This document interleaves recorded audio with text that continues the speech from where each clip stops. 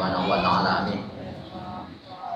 Salawat serta salam mari kita sama-sama mohon kepada Allah, semoga dicurahkan keriduan Nabi besar Muhammad sallallahu alaihi wasallam, juga kepada segenap zuriat, ahlu bait, sahabat, tabi'in, tabi'in, salafus saleh, dan juga kepada semua ulama, baik ulama salaf maupun ulama khalaf, juga kepada semua orang yang mewarisi iman, ilmu, amal, dan perjuangan Rasulullah sallallahu alaihi wasallam.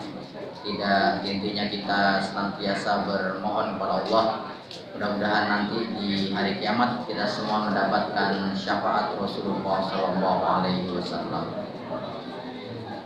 Baiklah Bapak Ibu, seperti sudah disampaikan, perkenankan malam hari ini saya menyampaikan satu pembahasan mengenai perjalanan manusia menuju akhirat. Satu pembahasan yang di awal saya akan menyampaikan bahwa ini adalah bagian dari apa yang di dalam akidah kita disebut dengan istilah sam'iyat. Kayaknya anak-anak kelas 3 atau kelas 4 udah tahu SD berkenaan dengan sam'iyat itu apa. Jadi dalam akidah kita ada bagian yang disebut sam'iyat. Itu dari akar kata sami'a yasma'u, artinya mendengar. Sam'iyat adalah perkara-perkara bagian dari akidah kita yang diketahui hanya dari apa yang kita dengar.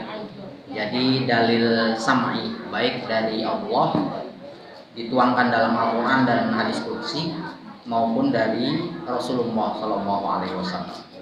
Oleh karena itu, kalau kemudian berkenaan dengan tahapan yang dilalui manusia sejak ia masuk ke alam keempat, alam barzah atau alam kubur, lalu nanti ia masuk ke alam kelima yang menjadi pembahasan malam ini, alam akhirat, lalu muncul beberapa keterangan yang berbeda tentang itu, maka sangat wajar adanya, karena tidak ada bukti empiris yang bisa ditunjukkan tentang perjalanan itu. Jadi betul apa enggak ada nikmat atau azab kubur, betul atau tidak sirat itu ketebalannya 1/7 dari helai rambut manusia, betul tidak haud itu tempat di mana Rasulullah menunggu kita, dan seterusnya gitu ya. Itu kan nggak ada bukti empirisnya. Jadi kalau dicari pintu surga itu sebelah mana dari dunia, itu nggak bisa dilacak secara ilmiah. Oleh karena itu, karena dalil-dalilnya bersifat sam'i, apa yang didengar, maka di awal saya ingin menyampaikan, apabila dalil yang nanti akan disampaikan ini valid, jadi kalau dari ayat Al-Quran, ya tidak bisa tidak bahwa penjelasannya seperti itu. Jadi ayatnya muhkam, karena isi Al-Quran kita tahu sebagian muhkam, sebagian mutasyabih. Yang mutasyabih itu ambigu, jadi memiliki kemungkinan pengertian selain yang itu gitu ya. Sementara yang muhkam itu kan tidak. Yang muhkam itu Allah menyatakan begitu, artinya tidak bisa selain itu. Kalau kemudian muncul takwil darinya, boleh, silahkan. Tapi apa yang eksplisit tentu lebih jelas daripada yang implisit. Jadi apa yang zohir Allah sampaikan itu selalu saja lebih dikedepankan daripada apa yang disimpulkan oleh para ulama. Nah, dari situ kemudian ingin diingatkan, apabila dalilnya valid, maka apapun yang disampaikan tentang itu udah valid nih, hadisnya sahih, diriwayatkan oleh Imam Bukhari. Imam Bukhari yakin bahwa hadisnya sahih, dimasukkan di dalam kitab sahih beliau, maka tidak ada celah bagi kita untuk membantahnya, termasuk ketika keterangan itu tidak masuk akal gitu ya. Jadi jangan dirasionalisasi. Apa iya betul setelah orang meninggal ruhnya naik ke langit lalu dia dibalikkan lagi ruhnya ke alam barzakh, ia didudukkan dan seterusnya. Itu kan bukan ruang bagi rasionalitas. Karena nanti kalau itu menjadi ruang bagi rasionalitas, rasio kita, akal kita akan tumpul untuk menjawab bagaimana mereka yang meninggal dengan tubuh hancur. Itu kan gimana gitu ya. Nah, makanya itu bukan ruang bagi rasionalitas. Itu adalah ruang dari akidah kita. Prinsip ini yang harus dipegang kuat-kuat. Jadi jangan sampai kemudian mentang-mentang akal kita tajam, pikiran kita cerdas, kita bisa dinyatakan sah untuk merasionalisasi semua yang kita anggap tidak rasional. Itu kan gawat gitu ya. Nah, jadi itu digarisbawahi tebal-tebal, digigit pakai gigi geraham, jangan sampai lepas.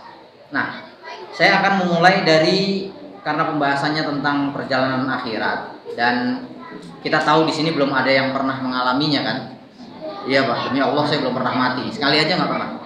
Jadi kalau nanti ada penjelasan begitu jangan dibantah ya. Oh lah kuat kayak begitu, kayak udah pernah mati aja. Belum, demi Allah belum pernah mati saya. Jadi nggak tahu. Jadi apa yang disampaikan ini nanti bergantung dengan dalilnya. Sebagian besar akan bertumpu kepada buku yang sudah pernah dibahas di masjid ini, yaitu karya Al-Imam Ibnu Qayyim Al-Jauziyah, berjudul Ruh, Kitabur Ruh. Jadi di kitab itu isinya 24 pertanyaan yang berkaitan dengan ruh manusia. Ada berkenaan ruh di alam dunia, ada juga berkenaan ruh di alam keempat, alam barzakh dan alam kelima. Dari tadi saya sebut-sebut alam keempat dan alam kelima karena kita tahu bahwa setiap kita, laki, perempuan, kecil, besar, alim, awam, kaya, miskin, semua kita melalui 5 alam itu. Dan kita sekarang ada di alam ketiga. Alam pertama itu alam azali, ketika terjadi transaksi akad di hadapan Allah, alastu birabbikum. Saat itu kita menyahut bala syahidna. Tidak ada satupun dari kita yang ingat peristiwa itu. Itu terjadi di alam azali. Setelah itu manusia diantrikan sesuai dengan takdirnya untuk masuk ke alam yang kedua, alam rahim. Jadi alam pertama adalah alam azali, semua diciptakan serempak. Dalilnya implisit di dalam Al-Quran disebut, tidak eksplisit. Kalau di dalam hadis eksplisit, walaupun nanti kualitas riwayatnya berbeda-beda. Ada yang sahih, ada yang hasan, ada yang dhaif gitu ya. Berkenaan dengan peristiwa ketika setelah Allah meniupkan roh ke manekin tanah yang kemudian disebut Adam itu, lalu Adam hidup dan ia bersin. Bersinnya Adam kira-kira begitu ya. Jadi mungkin nggak persis begitu, tapi di kitab Siratun Nabiyyin wal Mursalin itu disebut seperti itu, dan banyak literatur menyebut begitu. Jadi ketika diembuskan roh lalu Adam hidup, ia bersin. Makanya di ketiga agama samawi, siapapun yang bersin itu sunnah untuk menyebut alhamdulillah, dan sunnah bagi yang mendengarnya untuk menyahut yarhamukallah. Lalu sunnah lagi disambut oleh yang bersin, yahdikallah, gitu ya. Kenapa itu ada imbal balik begitu? Karena bersin menjadi peristiwa yang dilakukan Adam setelah dia diciptakan. Betul begitu atau tidak? Wallahu a'lam. Setelah Adam hidup, diusap punggungnya oleh Allah. Jangan tanya tangan Allah seperti apa, karena penjelasannya begitu. Setelah diusap, lalu Allah menunjukkan semua anak cucu Adam, berarti termasuk kita, dan diletakkan di tangannya, ditunjukkan ke Adam alaihissalam. Nah, pada saat itulah kemudian perjanjian transaksional itu terjadi. Alastu birabbikum qalu, mereka semua menjawab qalu, apa jawabannya?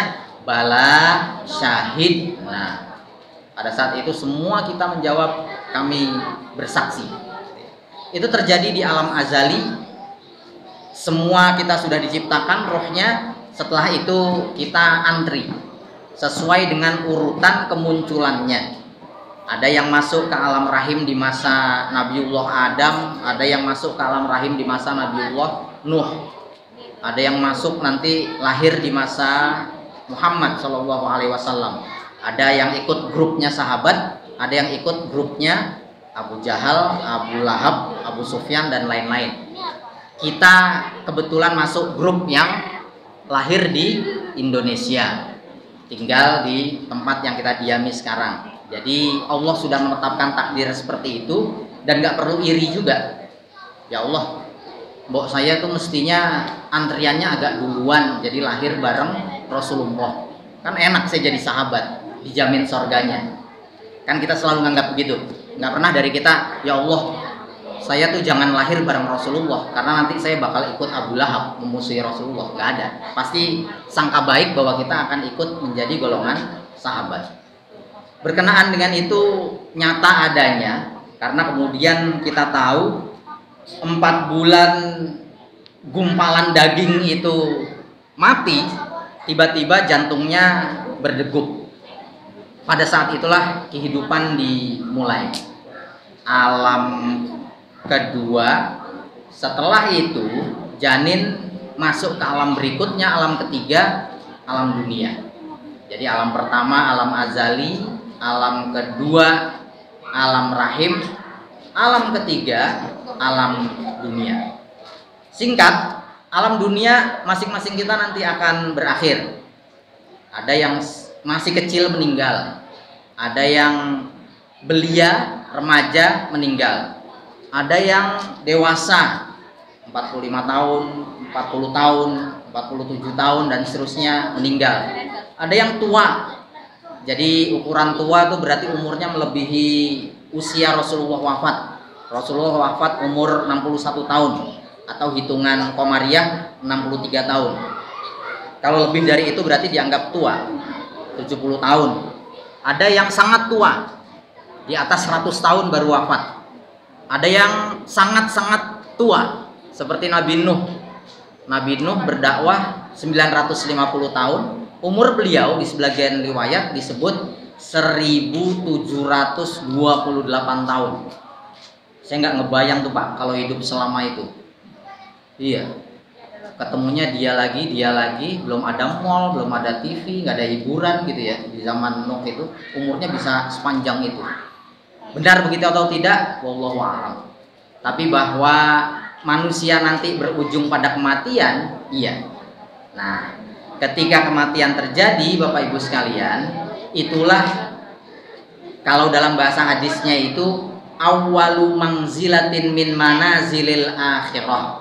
Jadi ketika Israel mencabut nyawa kita, walaupun tadi udah disebutkan yang kecil ada yang meninggal, remaja meninggal, tua meninggal gitu ya. Tapi biasanya sih yang muda belakangan, yang tua duluan, biasanya gitu. Di mana-mana gitu ya. Jadi yang muda belakangan, yang tua duluan. Atau kalau mau dibalik, yang tua duluan, yang muda belakangan. Itu iya bisa dipilih gitu ya. Pokoknya kalau datang ajalnya, tiba saatnya. Ketika masuk ke alam kubur, itu yang kemudian Rasulullah sebutkan dengan istilah tadi. Jadi awwalu mangzilatin min manazilil akhirah. Jadi alam kubur itu mangzilah pertama dari mangzilah atau station yang akan dialami manusia di masa akhirat. Makanya saya harus sampaikan, ada yang menyatakan bahwa alam kubur itu tidak lain sebagai awal dari alam akhirat.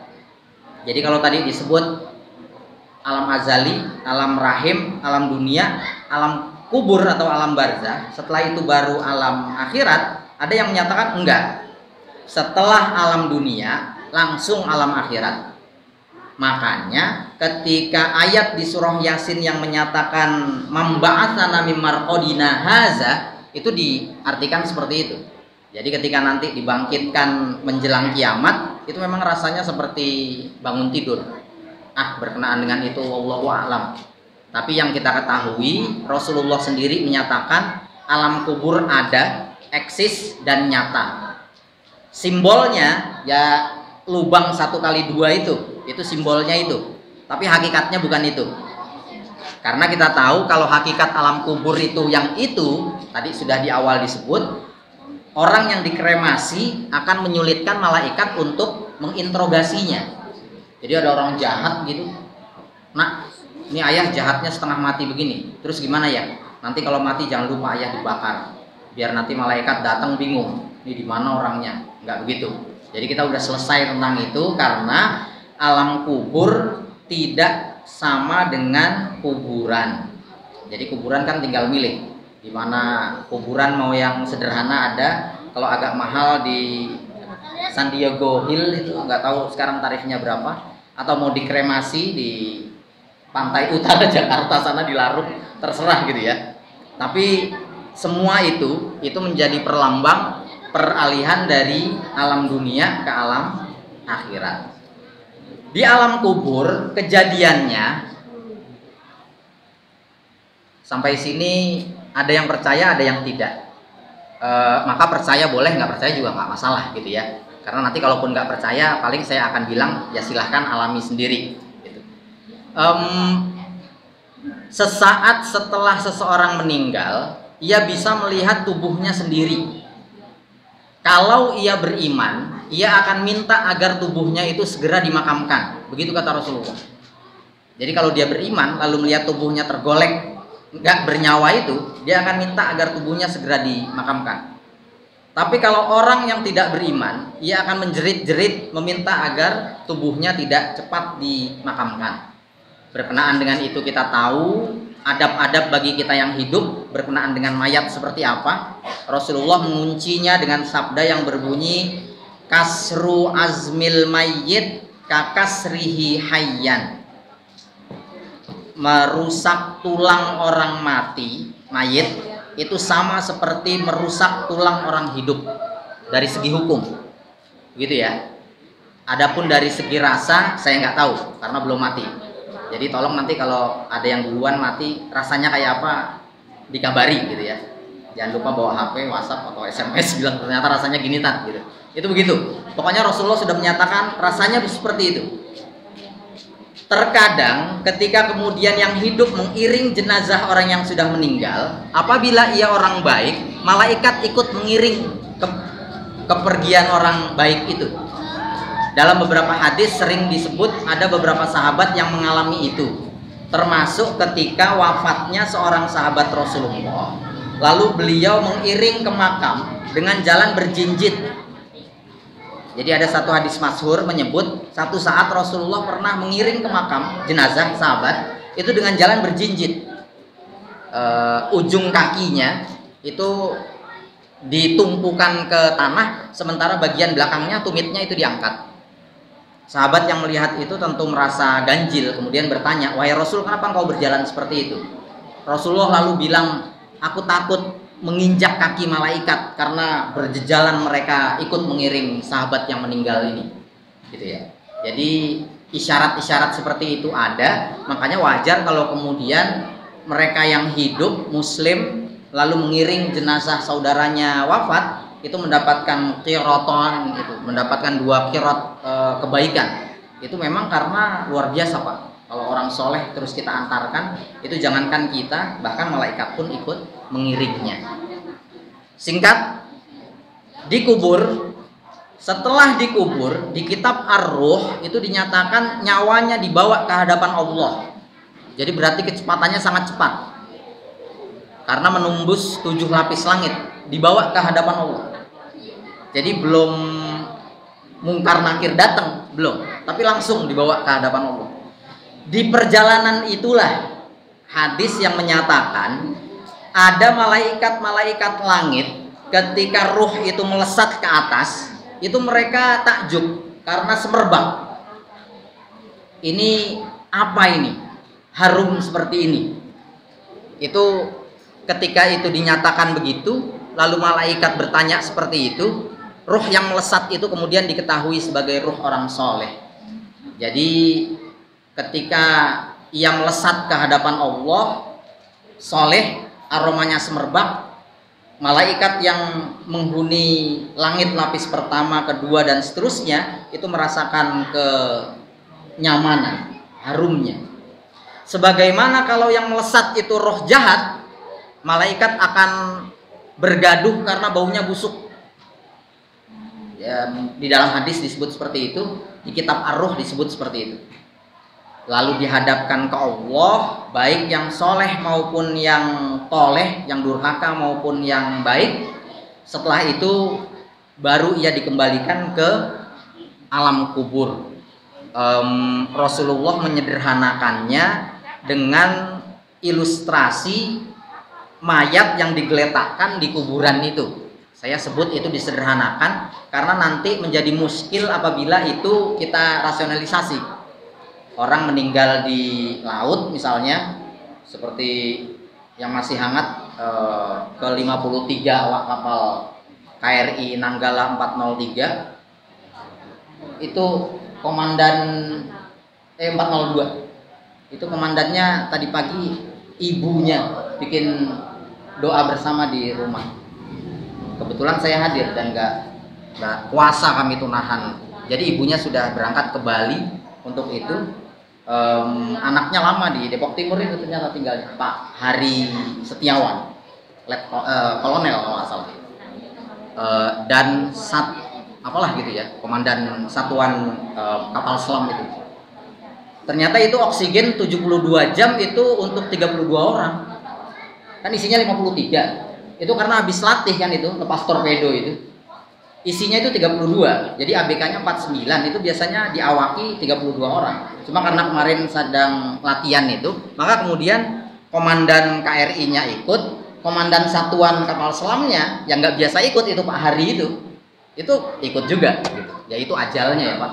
Jadi nggak usah dipertanyakan, ya mestinya nggak usah ikut, jadi mati deh tuh. Oh nggak begitu gitu ya. Nah, ketika kemudian peristiwa itu terjadi, orang wafat dengan cara seperti itu, kan kalau dirasionalisasi gimana? Mayatnya dibawa, ruhnya melesat ke langit terus dibalikkan ke jasadnya. Rasulullah sih nyebut jasadnya nanti didudukkan di kuburan itu, gitu ya. Sampai situ selesai sudah. Harap jangan dirasionalisasi, pokoknya kejadiannya begitu. Pada saat itulah ia kembali sadar dan kemudian menghadapi tanda baik atau tanda buruk. Jadi kan sering kalau disebut menjelang sakaratul maut, tanda baik dan tanda buruk itu udah terlihat. Tanda baik itu yang datang terang, putih, rupawan. Kalau tanda buruk yang datang hitam, kelam, menyeramkan. Selalu seperti itu. Makanya orang baik sering wafat nazak, dicabut nyawanya dengan senyum, sementara orang jahat dengan merengut gitu ya. Tapi jangan juga kemudian kalau ada orang baik mati nggak senyum disangka buruk Pak. Oh ternyata orang munafik Pak Haji nih, nggak senyum dia. Oh nggak begitu gitu ya. Bahwa itu ada tanda-tanda seperti itu, iya, tapi tidak mutlak seperti itu. Kalau itu terjadi di saat nazak dicabut, maka di dalam kitab ruh disebut itu terjadi juga nanti di alam kubur. Tandanya begitu. Datang muncul nyaman, sedap dilihat, terang, maka itu tanda kebaikan. Tapi kalau datang menyeramkan, gelap, kelam, maka itu tanda keburukan. Jadi bisa dibayangkan ya Pak, di liang ukuran 1x2 itu datang gelap, menyeramkan, itu luar biasa tuh. Itu ibarat berdiri di pinggir Kali Ciliwung sendirian gelap-gelap nonton film horor. Jadi double mengerikannya. Bisa dibayangkan kalau di alam dunia saja mengerikannya sudah seperti itu, apalagi kemudian di alam akhirat gitu ya. Benar begitu atau tidak, wallahu a'lam. Tapi di dalam banyak riwayat kejadiannya seperti itu, sampai nanti kemudian Mungkar Nakir datang menanyakan pertanyaan yang terkenal itu. Man rabbuka, man nabiyuka, ma imamuka, dan seterusnya. Jangan khawatir yang nggak bisa bahasa Arab. Di dalam kitab ruh, pertanyaan di alam kubur ditanyakan dengan bahasa masing-masing. Terkejut dengan penjelasan ini? Sama, saya juga terkejut. Jadi saya kira di alam barzah itu bahasanya Arab. Ternyata di kitab ruh disebut tidak, tapi bahasa masing-masing. Ya nakalnya saya, akhirnya saya nyangka nanti ada malaikat bahasanya ngapak. Iya kan, yang mati orang Banyumas, Tegal, Lebak Siu, teman-temannya gitu. Itu yang datang nanyanya pakai bahasa ngapak gitu. Ya nakalnya saya gitu. Cuma bahwa penjelasannya begitu di dalam kitab ruh, iya. Jadi di alam barzah nanti ditanya sesuai dengan bahasanya masing-masing. Benar begitu atau tidak? Wallahu a'lam. Karena kalaupun nanti ditanyakan pakai bahasa Arab, Jangan khawatir bahwa kita yang beriman pernah kursus atau enggak bahasa Arab pasti bisa jawab. Dan jangan kelewat percaya diri orang yang pandai bahasa Arab lalu pemaksiat, lalu dia bilang tenang aja, timbang pertanyaan man rabbuka mah gancil Ustaz. Allah, udah. Enggak.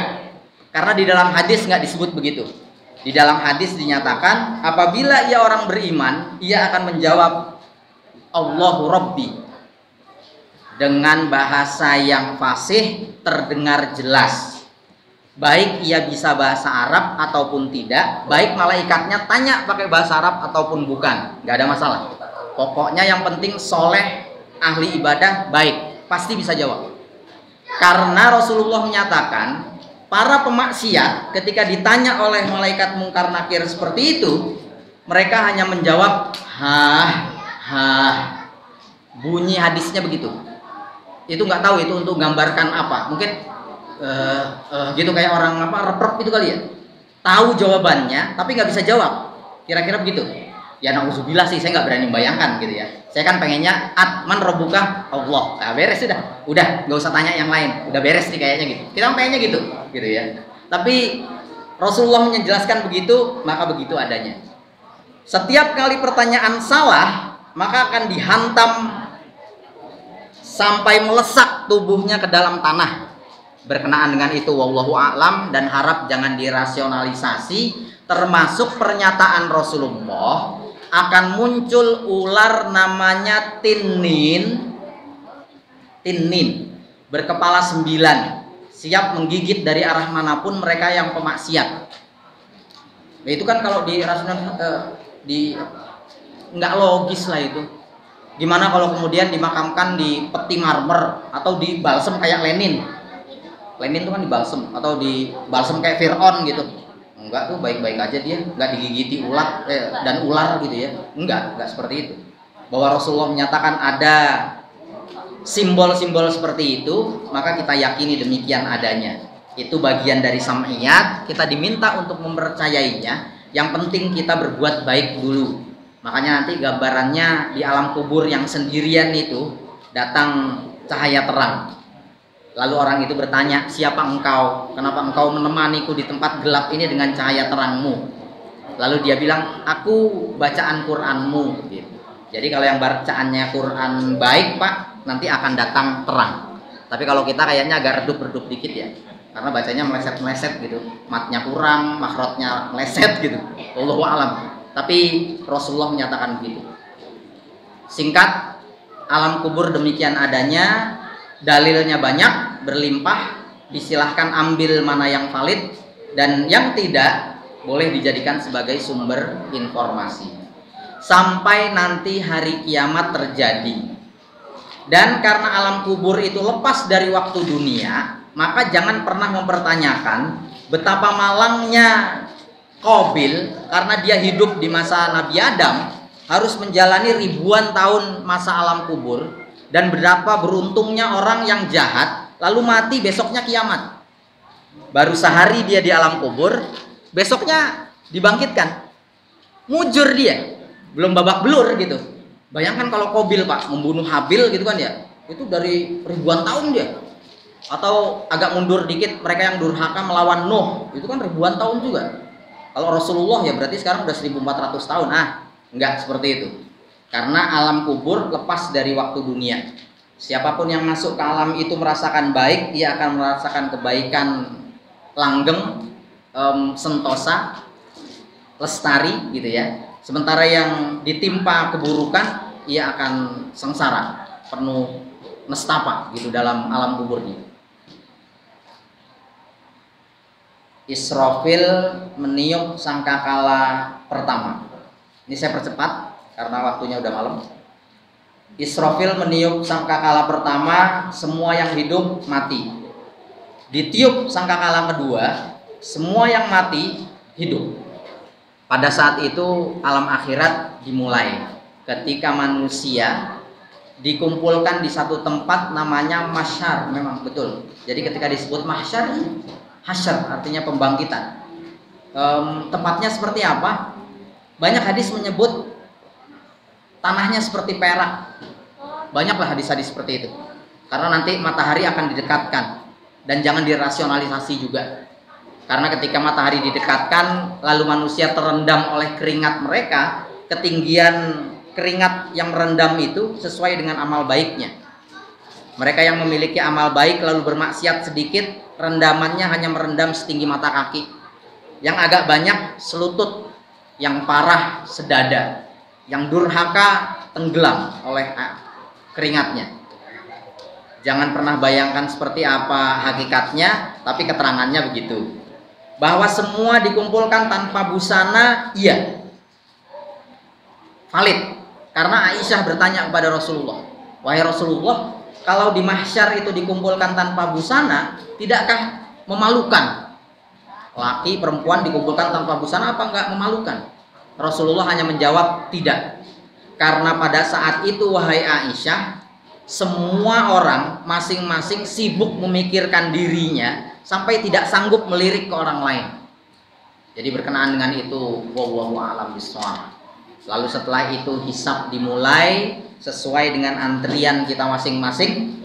Pokoknya tandanya apabila baik, catatannya diberikan dari depan kanan. Kalau buruk, dari kiri atau dilempar dari belakang.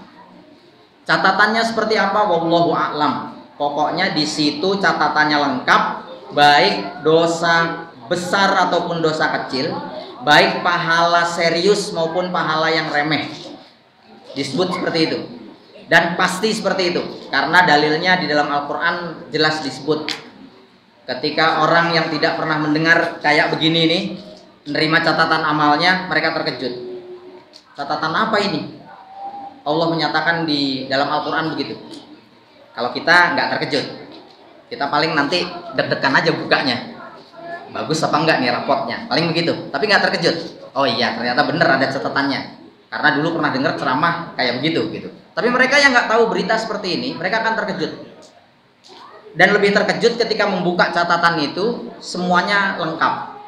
Allah hanya menyatakan waktu itu mereka bilang, malihazal kitab la yughadiru shaghiratan wala kabiratan illa ahsaha. Itu kata mereka. Jadi mereka yang durhaka itu ketika melihat catatan itu, malihazal kitab. Ini buku apa ini? La yughadiru shaghiratan wala kabiratan illa ahsaha. Enggak ada dosa kecil, dosa besar, korupsi sedikit, maling banyak, semuanya tercatat. Mereka terkejut. Itu mereka, sementara kita tidak. Jadi kita ketika sudah diantrikan begitu udah tahu bahwa nanti akan menerima catatan itu. Mudah-mudahan kita semua menerima catatan dari depan kanan. Pokoknya Pak, kalau dikasih dari kiri belakang jangan mau nerima. Tolak. Cuma saya nggak tahu gimana cara nolaknya. Jadi dikasih dari kiri gitu, udah. Enggak. Dulu ngaji di Al-Fat malam-malam udah ngantuk, ceramahnya lama. Berkorban tuh saya, masa dapat dari kiri, direkoreksi dong, dapat dari kanan gitu. Seperti itu, pokoknya tanda baik depan, kanan, tanda buruk kiri, belakang. Wallahu a'lam. Karena nanti kemudian dari situ disidangkan di hadapan Allah, ditunjukkan mizan, timbangan amal itu, ketika may ya'mal mithqala dzarratin khairan yarah, man ya'mal mithqala dzarratin syarran ya, gitu ya.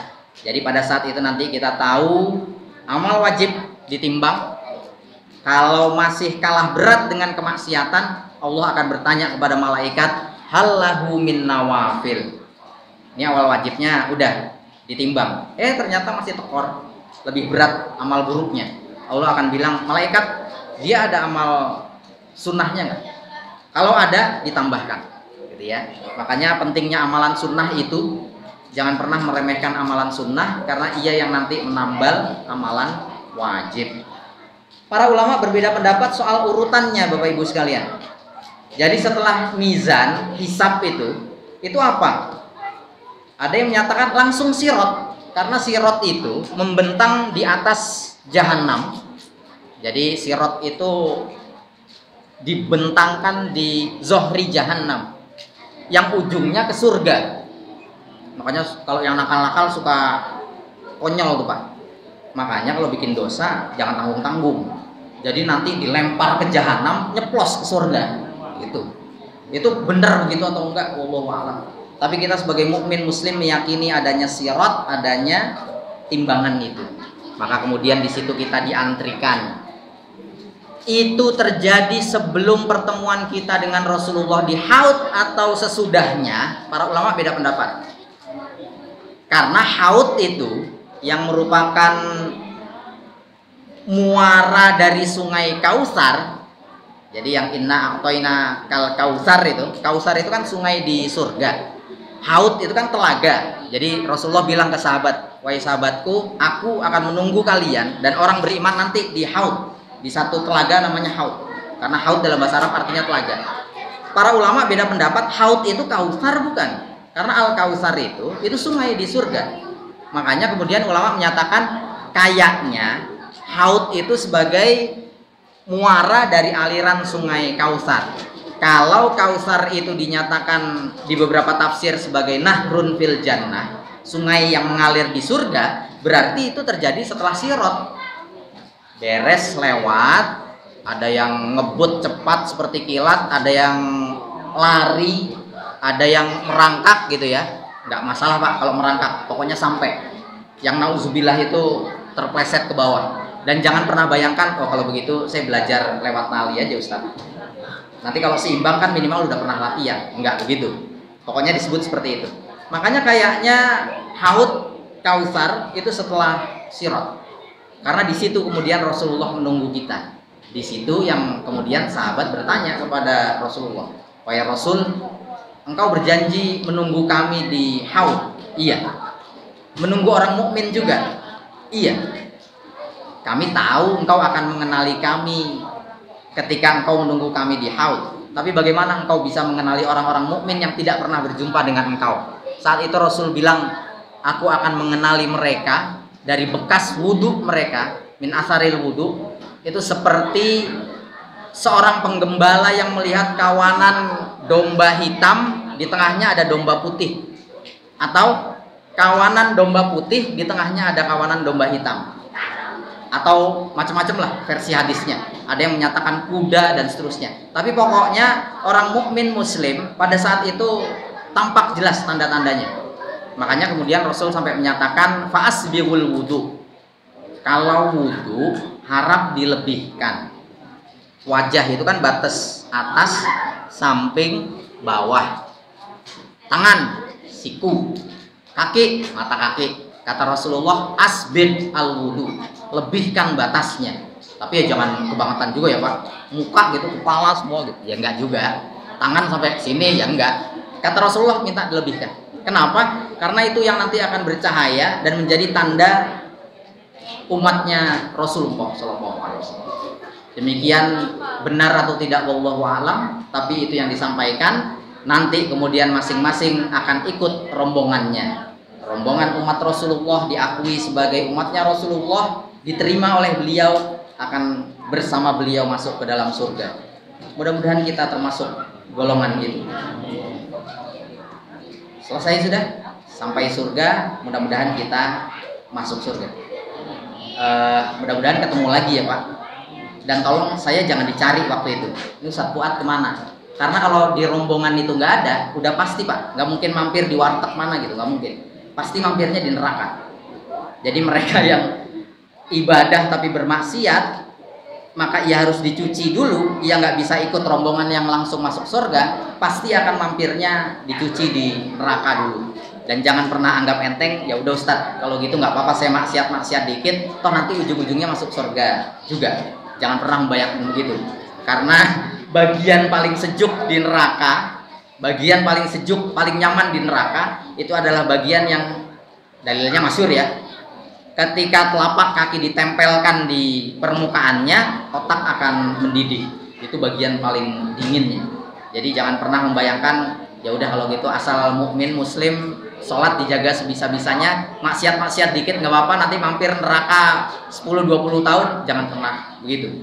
Jadi bermohon kepada Allah, kalaupun nggak bisa masuk surga tanpa hisab, minimal masuk surga dengan hisab. Kan kalau masuk surga tanpa hisab berat ya Pak. Jadi orang yang masuk surga tanpa hisab itu ketika baru lihat tampangnya aja oleh malaikat, nggak nanya malaikat itu, silahkan. Sementara kita kayaknya nggak begitu. Wah, bela kasa nih, hitung dulu amalnya. Kayaknya begitu. Jadi berkenaan dengan itu, wallahu a'lam. Sekarang kita bisa menuturkan ini dengan berkelakar, tapi demi Allah nanti kejadiannya akan seperti itu. Kita akan berharap pada Allah, mudah-mudahan kita istiqomah di atas sirat. Timbangan kebaikan kita lebih berat dari keburukan kita, dan kita diakui sebagai umatnya Rasulullah untuk kemudian kita masuk surga bersama.